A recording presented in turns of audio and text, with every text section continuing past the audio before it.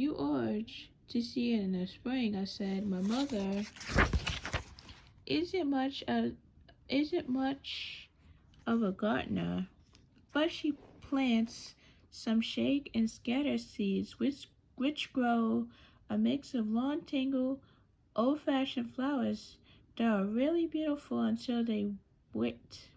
My mother never bothers to pull out the dead flowers, so half spring and summer the yard looks wonderful and the other half looks terrible. So but my mother says that it's all a question how you want to spend your time, and she likes to spend hers reading. Was your dad a gardener at all? Asked Avy as we sat park in front of the houses eating mints. No, he gets out and mows the lawn and rakes the leaves in a business-like way. And I think he likes to burn stuff. He burns stuff in a burrow every Friday sometimes. I sit out with him and we sit and we watch things burn. We never talk much. He isn't much of a talker. Neither is Bert. Are you, Bert? Said Avy. Oh, I like a conversation, said Bert. You like a conversation? You're not much of a talker. That there's a difference, said Avy.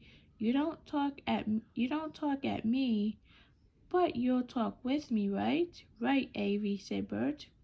The next morning, Uncle Jack took Avy and Bert and me on a tour of all the new townhouses in com- con- condominiums that had gone up. Okay, Bert. Oh, Bert, it's so beautiful here, said Avy.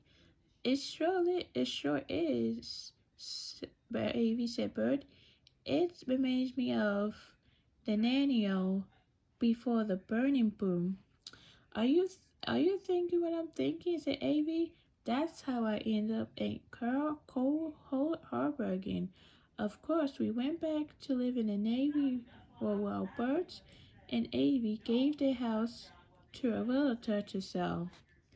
Avy and Bert, Avy and Bert were so excited about moving for the first time in 25 years that I caught a little buzz from them and got all excited about our new town too.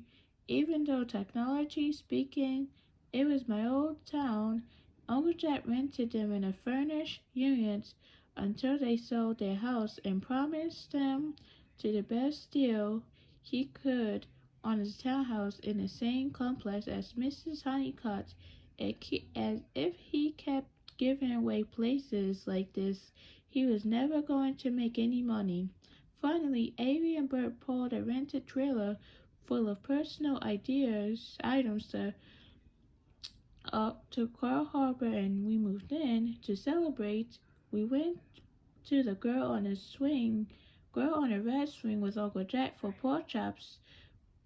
We were just digging into our waffles when someone came running into the restaurant and yelled, "Fire!"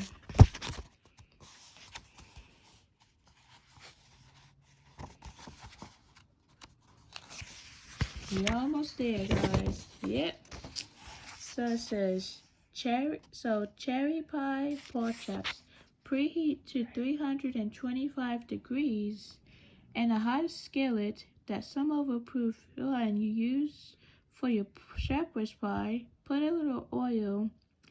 Drop in your pork chops so they are sizzleable and sear. Put some salt and pepper and onions on there. Spoon 2 tablespoons of cherry pie filling on top of each chop and a little fruit juice on the bottom of the pan. Say half an inch. Pineapple is good. Cover the pan and bake for an hour. Take the pork chops out carefully so that the pie filling remains on top. Take some grease out of the pan, but not all of it, and add to the pan juice about a cup of sour cream. put the sauce on the bottom of the plate and the chops on top of the sauce. So now, after they spent the night at the motel,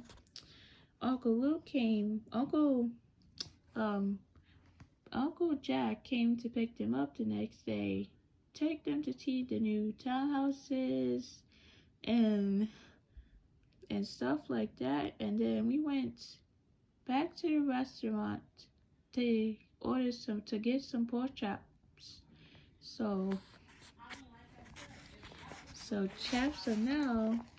So now we're going to chapter 14. Mrs. Petite leaves.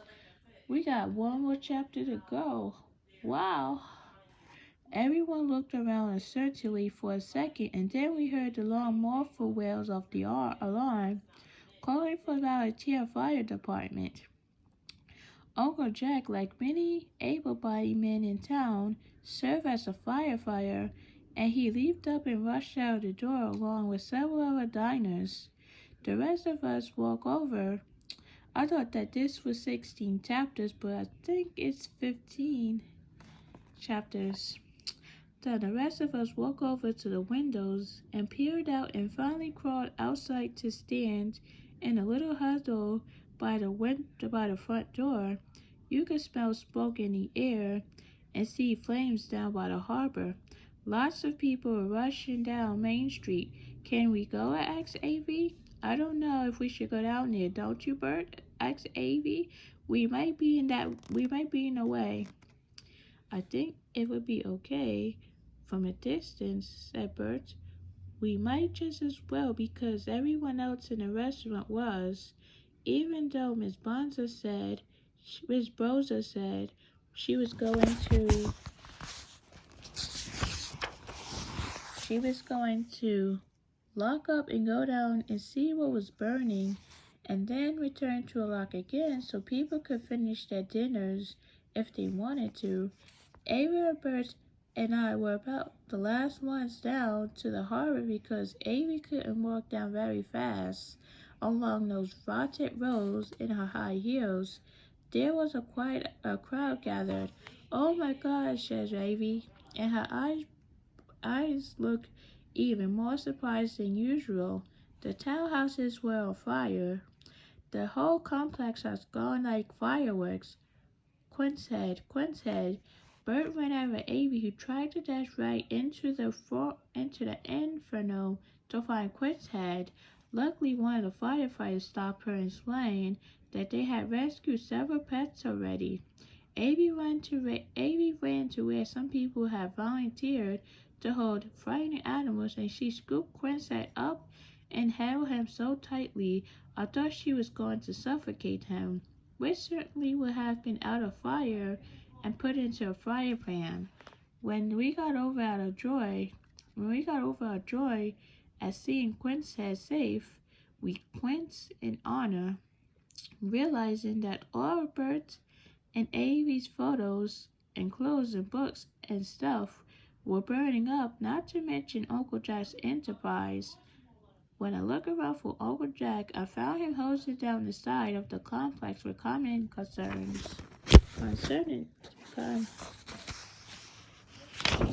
a couple of nearby firefighters raced up to Uncle Jack.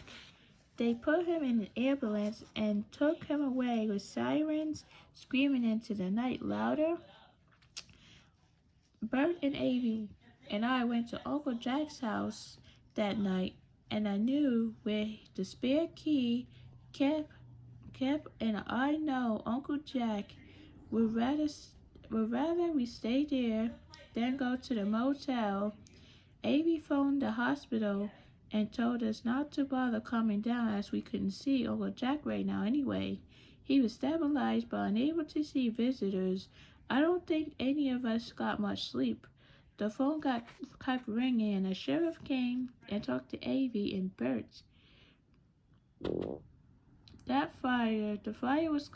The fire was out, but smoke kept blowing all through the night.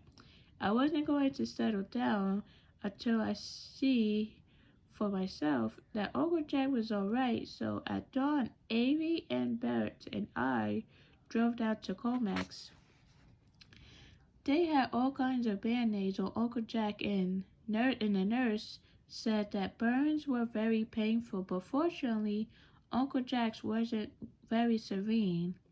Still, she said, between his burns and the ribs had broken, he would need bed rest for a little while. He smiled at us when he came in, and there was a certain amount of teeth involved, but I couldn't see.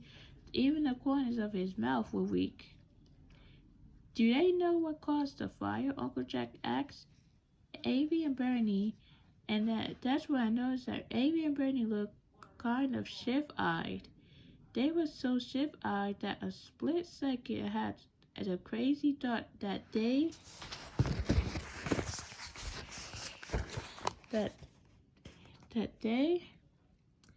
had to set the tile houses on fire.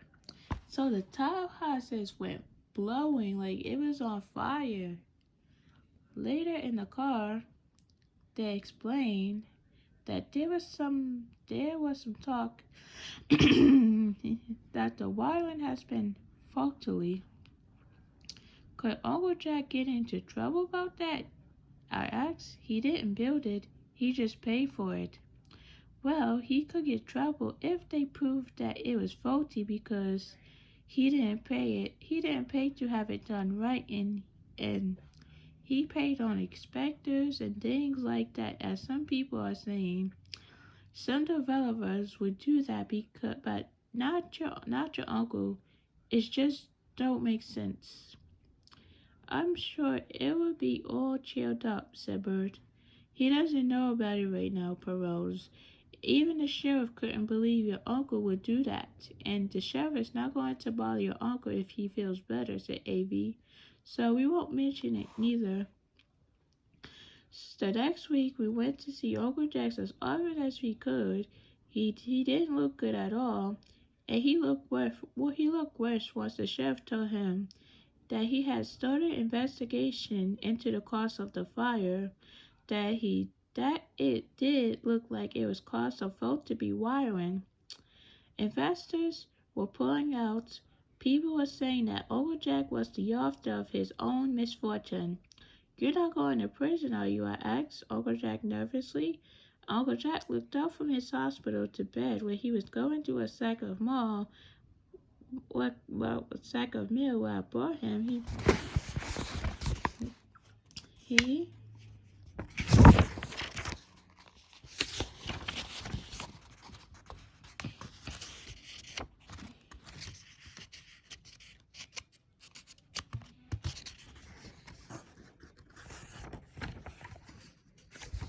that he laments every time he moved because of the pain of his ribs.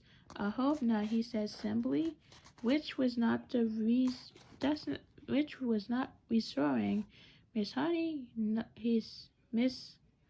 Honeycutt has been released from the hospital the day after the fire. They had taken her just her precision in case she had inhaled a lot of smoke. No one mentioned that she was the only alive in a burned because of Uncle Jack. I guess it didn't occur to anyone that Uncle Jack could be a developer and a hero too. Instead of declaring that Uncle Jack had saved her life, Miss Honeycutt turned around trying to sue the pants off him because her Bible had burned up, and that's when I realized that my mother has been right all along. Miss Honeycutt, and I've been wrong. Miss Honeycutt didn't tell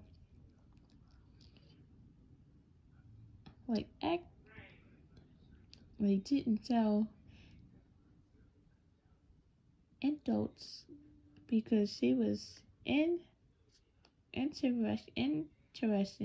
She was interesting, but she told them because she wasn't, because I said to Miss Boza later as still her up to date. The only really interesting thing about someone that that makes you want to explode is further their heart and Miss Honeycutt, teeny tiny pea-sized one, and it takes you nowhere to go. Miss Boza was teaching me to make Panesium skewers. We end up absent-mindedly eating a plate from himself. Miss Boza got a thing, really an early bird caught it. She hadn't said a thing about Uncle Jack, but I noticed that whenever I mentioned Miss Honeycutt, she cut up the vegetables into smoked parts. Bam, bam, bam, bam, bam, bam, bam, bam, bam, bam, bam. The lunch rush was covered. Was the lunch rush was over, and she looked frazzled. And a shawl stick. When we had screwed a last bit of pineapple, she pulled up a stool and leaned her back against the counter, massaging her over shoulder. It was awful, a lot of work for one person, and I couldn't help thinking it was a kind of sad that at best it will be a while again before all those tourists would be pouring into a restaurant. So maybe maybe she could afford some more help. I guess the world isn't going to be beating a path to your door now, I said. She seemed surprisingly for a moment. Then she looked dreamy-eyed around her big kitchen,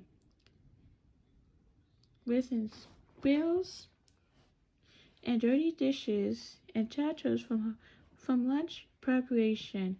But all she said was, "Judging all the mess," I say the world's already here. Avery and Bert had recovered what they could from the fire. They said that they were sad about losing all their memories and albums and stuff, but the insurance covered buying a new house. When Uncle Jack got out, they hoped he would help them find a nice mobile home someone wanted to sell. Do you think he find those? Mobile homes aren't real estate, exactly, are they, Evie? They're real estate, that's mobile, Bert. It's real estate.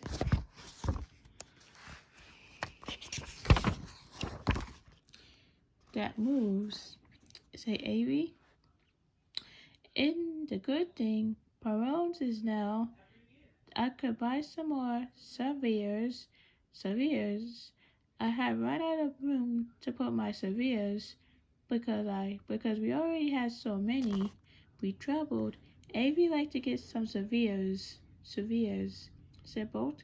I like to get some Saviers, but now I have no room for them. So now I can start over. And I always wanted to make cream, but I had no room for that neither unless I threw some already display stuff out, say Avy, which she didn't want to do on account of her sentiment, said Bolt. So on her sentiment. I don't want to do it, but now I don't have to, thanks to that fire, said Avy. So there's always a bright side, said Bert. Avy and Bert never got used to boys creeping through the house on their way to the gym. Each and every time, Avy would start and announce, "Burglars." It was the fortunate on the Molliver got on a Quinn's head, but even so, they had their days, and then, after school, I would scoop up Molliver and head down to the beach. Once on the way down, I stopped at Miss Butterfly's on impulse to see if we could dig up my sweaters. What's this? She said, staying on the door, pointing at Molliver. That's Uncle Jack's daughter, said. He's in a hospital, you know. Well, I was...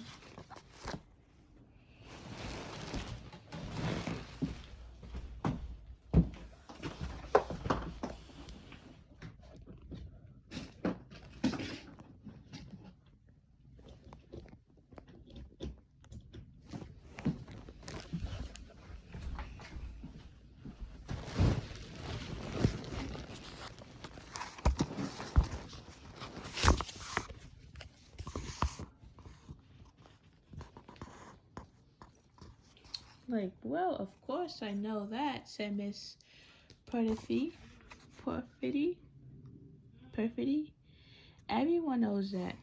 They said he set those buildings on fire himself for the insurers.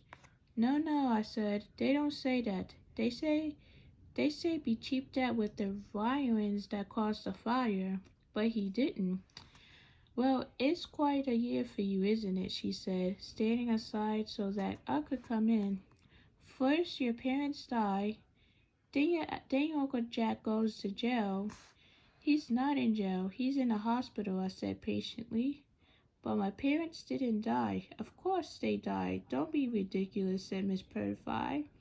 Miss Purdy, too many people indulging you in this notion. That's the problem. I tried again. There must be something just know in your heart, Miss Purdy, for no reason. There doesn't have to be such. There doesn't have to be any such thing, Perrose. You want me to put Molliver in the backyard? Do you think I'm afraid of dogs? After all the dogs I've had over the years, Miss Purdy snorted. Miss Purdy had never had a dog as long as I know her, but to give her the benefit of the doubt, perhaps she had some before I was born. I followed her into the kitchen where she was ironing a blouse. I ironed all these yesterday, she said, frowning. Frowning. The next day after school, Avery and Bert and I drove down to visit Uncle Jack in a hospital. While we were in the hospital cafeteria grabbing a bite, we went into Miss Witherspoon, sitting slumber at a table, looking exhausted. She told us Miss Butterfly has been taken ill in the middle of the night and was up intensely care and was not expected to live much longer. Miss Witherspoon has been crying and her eyeliner was smeared and under her eyes. Ava made the right kind of chucking noises so that even though she was a stranger, Miss Witherspoon rattled on to her. I know she was failing, of course, said Miss Witherspoon. I've been worried about her for some time and preparing to put her in a home.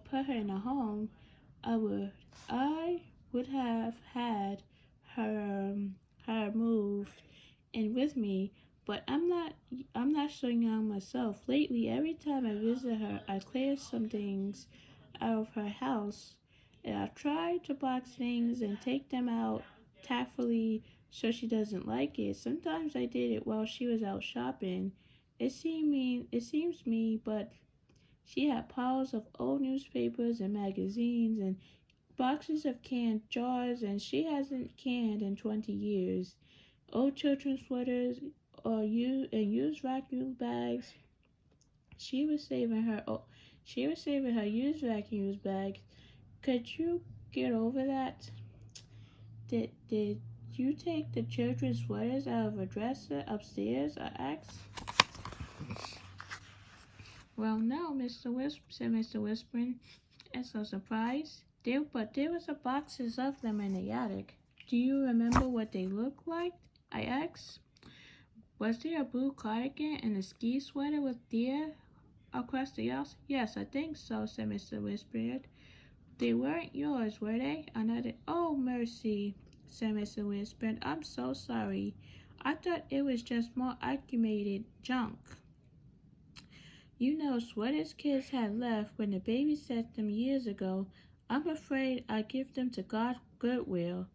Well, we'll go to Goodwill later and have a look, said Avie to me.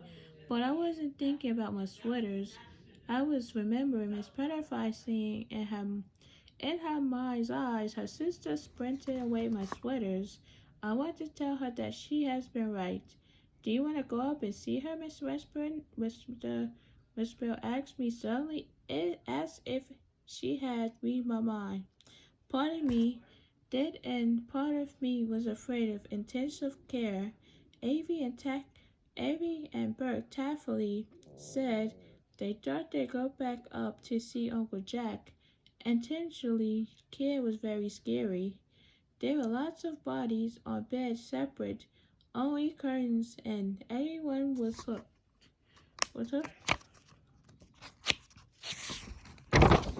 hooked into many machines. It was quiet except for the sound of respirators. Miss Whisper checked to see if Miss Pettifee was still okay. A nurse was still compassionately at us and said, "So far, so good," to Miss Witherspoon, and two cherry voice that told us how serious the situation was. And there and Miss Whisper left Miss Pettifee contained area saying they would leave me alone with her for a few minutes. I sat next to Miss Pettifee's bed and looked at all the tubes in her nose and the things taped to her, and I didn't know what to say. Then, as I saw her sister coming back into intensive care, I thought I had better say something. So as I said, "So Pettifee, it's Primrose, and I hear you're pretty sick, and I wanted to tell you." But Hal stopped there because suddenly a little alarm went off, and nurses and doctors came in at a run with equipment. But when it turned out to be was that I was standing there, Miss Pettifee had left the room in the middle of my sentence permanently. "Oh, Miss Pettifee," I whispered to her as I josted aside by my doctors and nurses trying to her jolt her back to life with machines. You knew things too. You just wouldn't believe what you knew them. Alright. Polynesian screwers. Take a slice of bacon and stick the end of it through the skewer. Then put a piece of pineapple on, and then another bit of the bacon, then water chestnut, piece of red pepper, mushrooms, olive, and whatever vegetable or fruit is appealing. Grilled out, grilled until the bacon is done. So now, before we get into the last chapter, so everything what went wrong with 14 is, so Uncle, so even though Uncle Jack went to jail because he set the restroom on fire. He set the townhouse on fire. Like, the sheriff believed it was him, but it wasn't his fault. He didn't do it. So now he went to the hospital after that, and then discovered, like, so after that, this is when we're out the way. So he went to the hospital after that.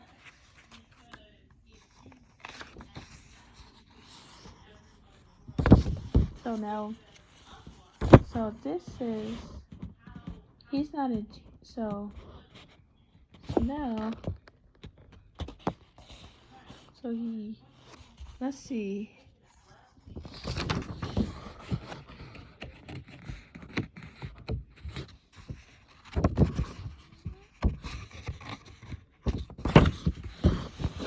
Let's see. So let's see. So let's see. So he went. So I was so sorry for Uncle Jet that he went to the hospital. So I guess Avie, Bert, and Bonza went up to the hospital to check on him, to see if he's good.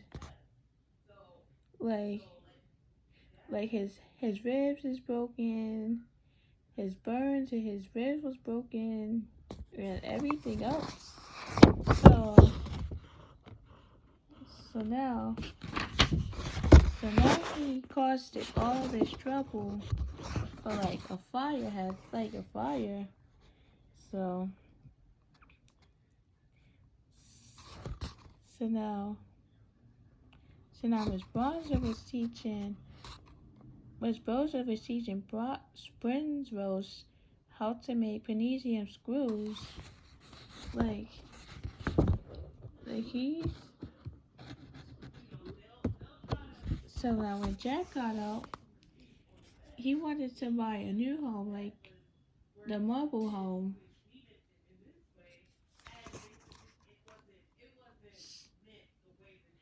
So now, so so now, chapter 15 is as everybody goes home. It was really sad after that. Miss Winspoon was crying so hard that Avie and Bert decided to drive her home, and we stayed with her while Avie made her a pot of tea and something to eat because she hasn't eaten all day. We sat around the kitchen table while Miss Witherspoon ate scrambled eggs and reminisced by growing up with Miss Pettifee, and Avie work on her mac cream and drunk tea, and Bert and I had to admit, pretty much just sat there and thought how strange it was. After a death when everyone kinda stuttered, Miss Witherspoon, I was sure, would never normally sit and eat eggs in front of a bunch of strangers without offering them anyhow, too. And then, when she was done with her eggs, there was a long silence. Well, just watch Avie work on her. Malcolm has thought for all the world while we were there. Well, finally, Miss Witherspoon said to Ev, "What is that you're doing?" "Macrames," said Avie cheerfully. "I'm making a plant hanger to replace some things of ours that got burnt up a fire in the worst of times. I find there's always something useful you can do with your hands." And then some other people started arriving to cover up Miss Witherspoon, so we say goodbye. It was an early evening and a long drive back to Car Harbor, but we stopped at Goodwill on the way out of town when we saw by the lights that they were still open to see if we could find any answers. If we can find any of my sweaters, none of them were theirs, which didn't surprise me. They were very nice sweaters, and I hope the children wearing them appreciate that they were hand knit. The week before Christmas, Uncle Jack got out of the hospital, and he and I took therapeutic walks on the beach. He was still in a lot of pain and walked very, very slowly, but Oliver and I didn't mind. Like, we were so glad to have him back. Despite the pain and the lawsuits and his failing business, he was chipper. "How you stay so cheery?" I asked. "Things were looking up," he said. Electric admitted to the sheriff today that he cut corners to make it a bigger profit himself, so at least I'm cleared of that. Well, I guess this is good news. I said, "This your development project is kinda sunk, isn't it?" "Oh, it's too early to tell, but if it is, you know it wouldn't be the first time, Primrose." He put up a rock and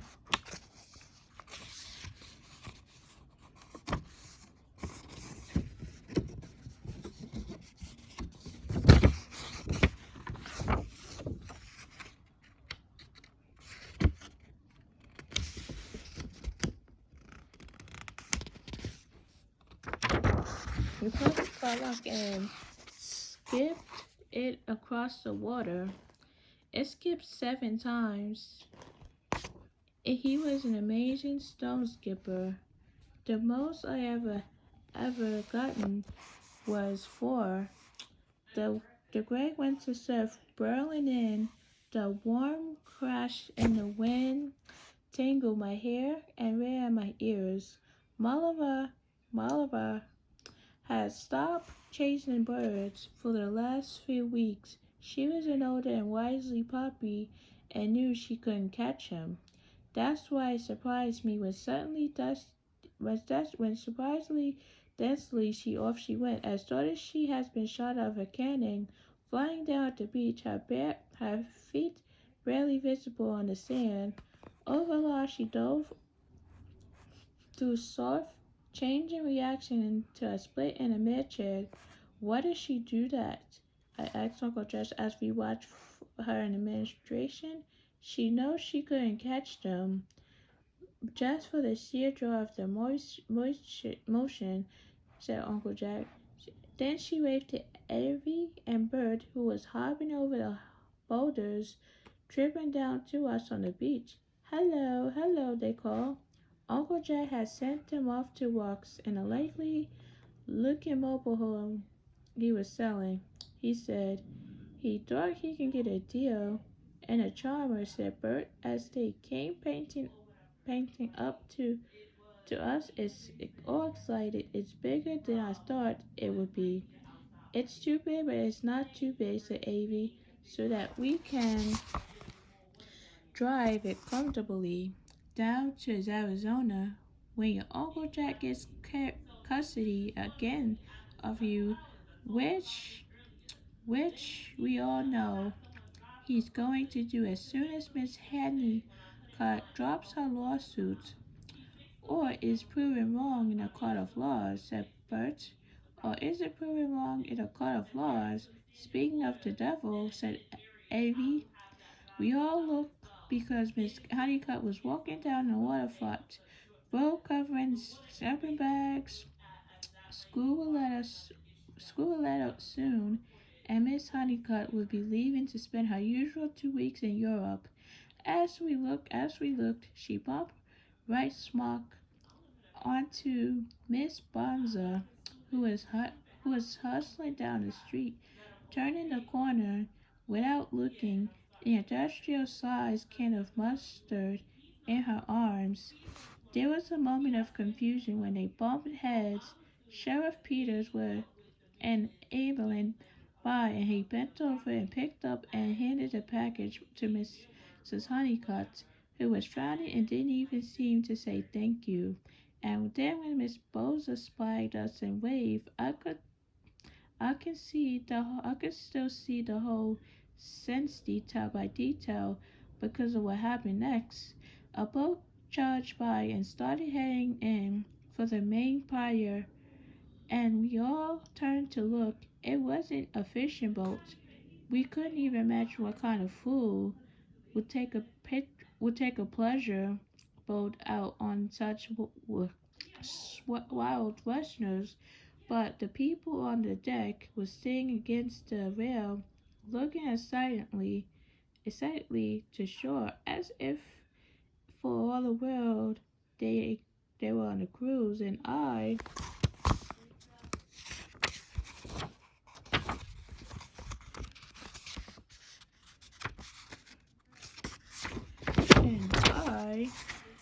saw that if was my parents, and at the same time saw everyone's reactions as if I was filming it all in slow motion.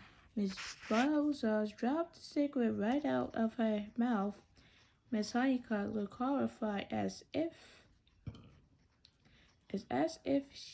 she had made some terrible mistakes and didn't know what to do about it. Avie and Brett was looking at me because I was making gacking noises, and Uncle Jack simply rolled his eyes back and fainted dead away on the sand. When he was still pretty ill, I looked down at him and an astronaut, and as the sheriff ran over to us, Sheriff Peter was cool as a cucumber as always and immediately began first aid. Miss Bonzer dashed over the next and held Uncle Jack's head up of the remark, saying to me, "The sheriff and I have to go." Well, The show would I have him. Go on, go on.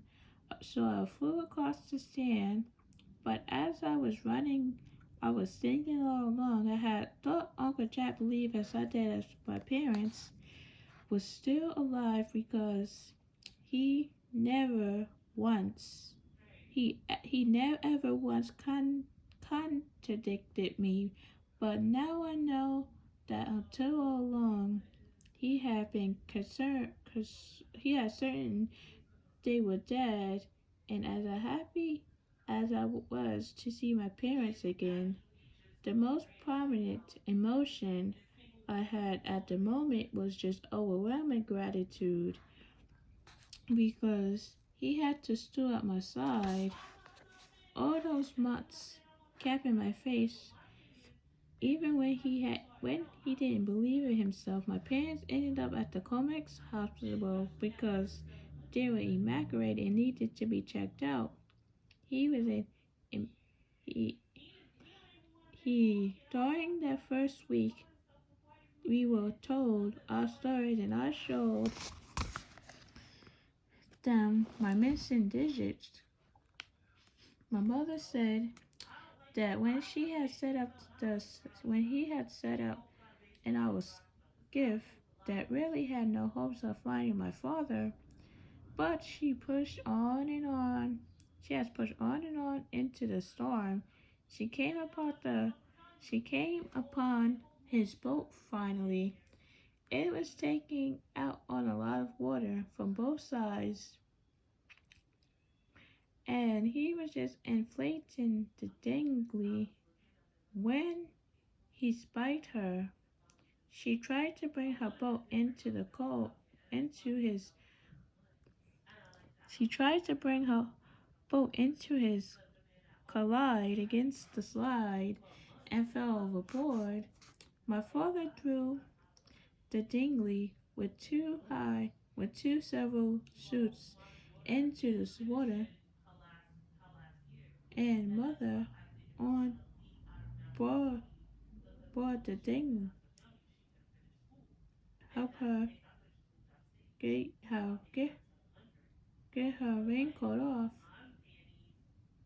which blew over the side and put a several suits on her, which she had gotten wet enough that he was worried about hypothermia, which finally they were flung, he said, almost airborne through the wave. So they crashed against some rocks on the island. It wrecked the dinghy, but they were alive, and they crept onto land where they had lived very much like Robinson Crusoe at this all this time. But they was disoriented by the storm, so my father wasn't exactly sure where they were, but they couldn't be that far out of the range, and small crafts that might sail close enough to spot them. So they took turns all this time watching. They were finally spotted by the couple who's rescued them, who had rented a boat to look for lazy bears. At first, they thought my parents were in lazy bears and monitoring in to get a closer look, and was surprised then to see two grunts, savage-looking people.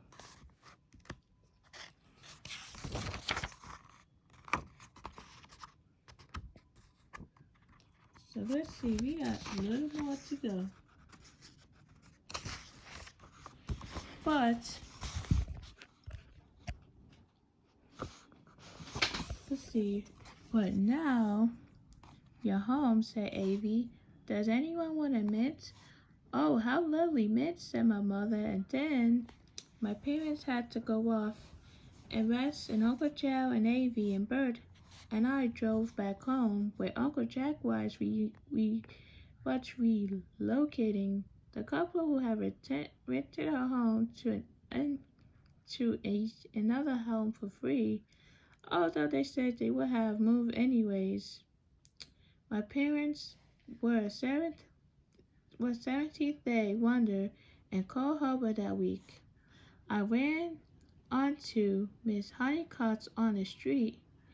The day after my parents got out of the hospital, she immediately started speaking six to the dozen. So I'm guess you're happy your parents are home again. Quite amazing then. I'm happy for you, Penrose. I imagine you're feeling very grateful. I was not just for their return, but for their absence too, and where it had taken me, and where I had met there. I would never go home again in quite the same way, but it was okay though. I feel so grateful that I explicitly invited Miss Honeycutt to join us that evening. At the Girl on the Red Swing, my parents were talking Avy and Bert and Uncle Jack and me to dinner to celebrate, and somehow I suddenly felt sorry for Mrs. Honeycutt, who was always so alone. She jabbered on as usual, but this time I made myself pay attention.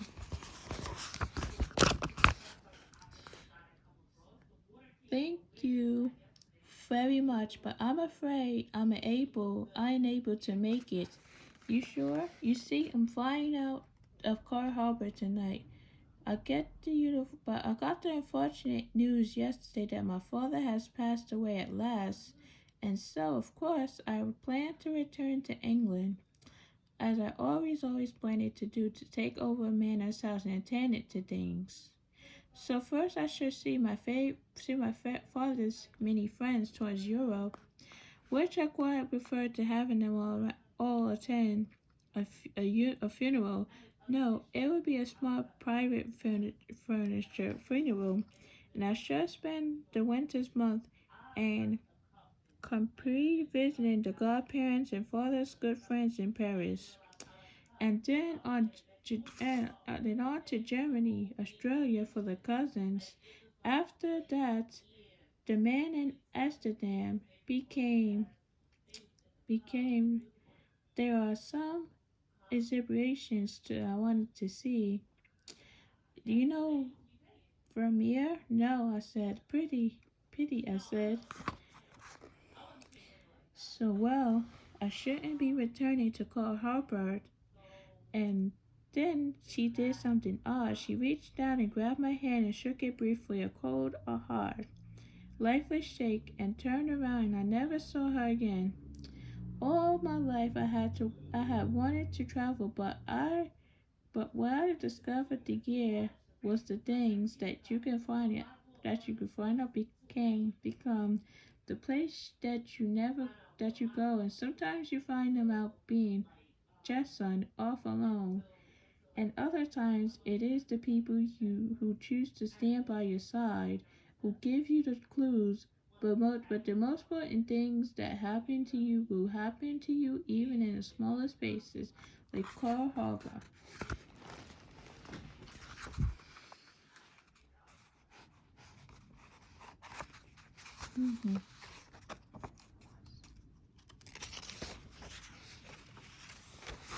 I thought of Lena and her potatoes and wondering whether she had sat tonight, and she would have happened to have her here too. Years later, my mother had a Christmas card from Lena saying that she was divorced and now and practicing laws, and that James was still a genius and that Ryan was handful, but she had him in therapy, thanking my mother for her help that day. She added that she had gotten a blue ribbon for the boiled potatoes. No one, she said, had ever asked her how she had done the contest. So I stopped Avery Mrs. Honeycutt, who traveled so many places with eyes wide shut, and hope someday she would look next to her and find someone to whom she could bear to listen. We never any of us heard from her again, although her friends kept expecting an invitation to the Manor House. Even 2 years after her departure, she left so quickly. She had one of her friends at the school tidy up tidy up her Cold Harbor affairs and ship where of what she wanted to sell the rest. After that, the friends would never got a postcard from her, much less an invitation. No, we ought to spare clean out of her mind. Or perhaps not. Perhaps we became an in in in that well we could say in we became eh, we became indults and within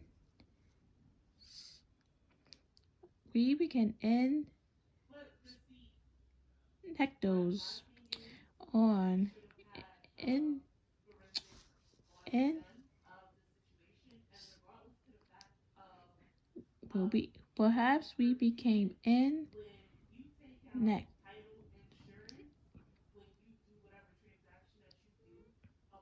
we became necties on the other side of the ocean that night. As planned, we all went for dinner at the Girl on the Red Swing. We asked Miss Brownser to join us. We asked Miss Brownser to join us. She couldn't because she was busy cooking, but she came in right before we ordered. Open, open, open Uncle Jack's menu him,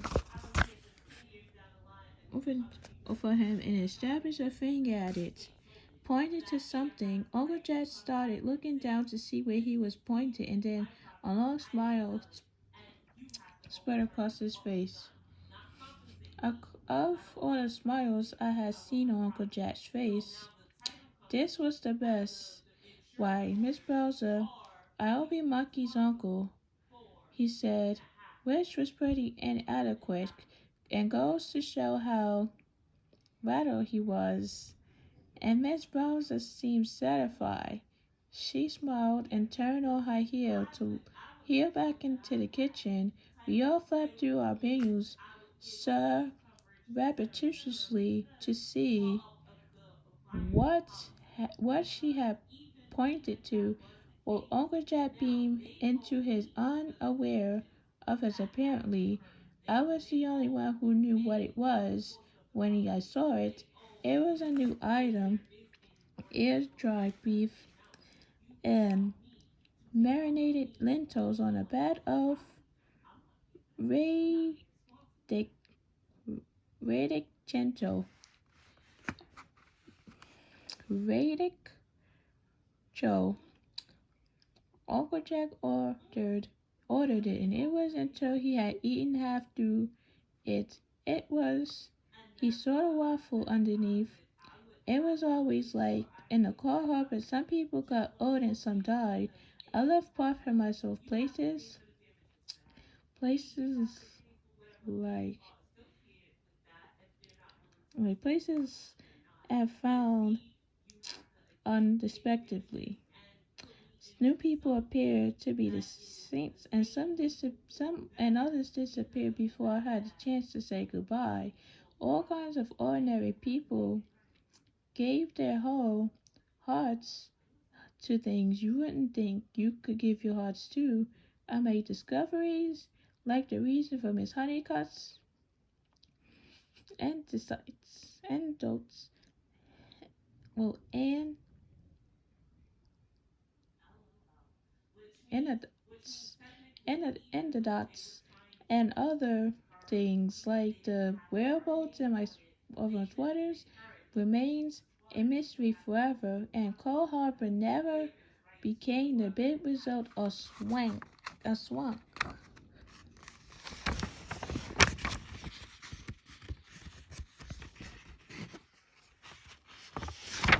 Swamp tourist spots or anything, but I didn't care because I know that as long as you lived there, you could get anything you want, and it's always came on a waffle.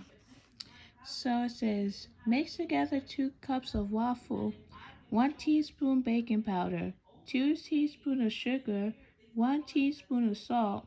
In another bowl, put 3 large and well-beaten eggs, 1/2 a stick of butter, and 1/2 a cup of milk, and make a hole in the middle of your dry ingredients and pour in the wet ingredients and stir it all up. Make sure your waffle iron is hot and greased if it is a type that is supposed to be greased, and then pour enough batter so that it spreads all over, but it's not quite to the edge, or it will end up leaking out the sides and make a big mess. If you have electric waffle iron, it will tell you when the waffles are done. Otherwise, you must check them and turn the iron onto the burner until the waffle is brown. Serve with butter or serve with butter and syrup, or if you are at the girl on the wrestling everything. I don't know, it sounds pretty weird. So chapter 15 is she's glad to have her parents, and and Uncle Uncle Jack has passed away, which was said at the end. So she is no longer see Uncle Jack. So let's see. Let's close up the book. And this is the end of the story. So before we wrap this up, I want you to tell me, which recipe from this book would you like to make? For me, I would like to make those honey buns, because, like, not the honey buns, like the cinnamon buns. So, at least, please subscribe, comment, and post a like on my YouTube channel. Thanks for watching. I hope you enjoyed reading with me. Thanks for watching, everyone.